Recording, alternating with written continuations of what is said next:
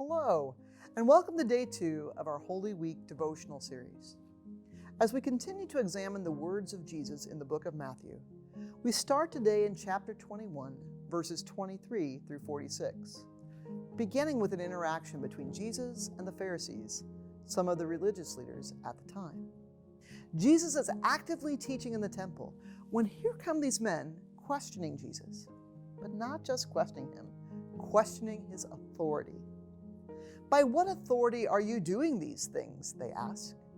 Who gave you this authority? In other words, who do you think you are? It's clear the motives of the men are not paved with good intentions.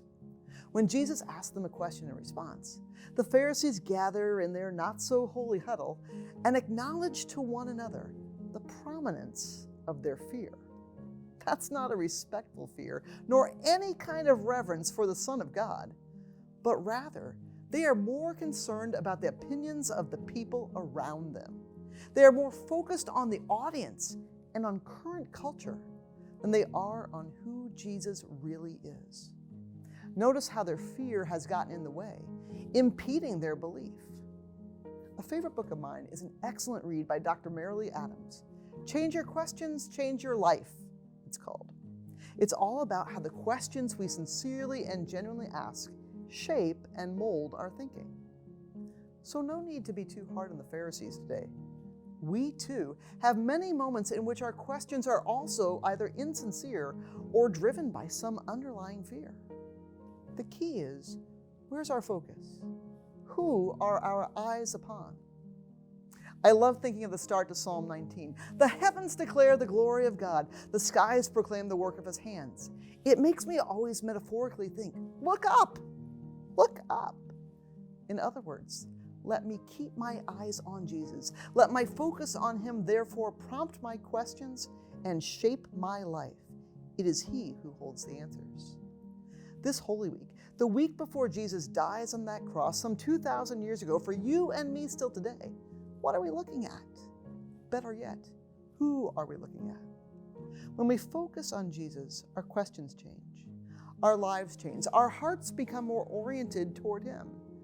Jesus concludes this chapter in Matthew by taking his turn, asking one more question to the leaders. Have you never read in the scriptures? The stone the builders rejected has become the cornerstone. The Lord has done this, and it is marvelous in our eyes. This passage quotes Psalm 118. Jesus is applying these words to himself, he being the rejected stone. The builders are Israel's leaders, including the surrounding chief priests and Pharisees. Let me suggest, their eyes were never in a wise nor healthy place. In the eyes of those of us looking to Jesus, and especially this week envisioning him on that cross, we find an incredible display of mercy and grace, power and wisdom, forgiveness and faith. All authority in heaven and on earth has been given to him. May that reality shape our thinking, mold our hearts, and continue to change our lives.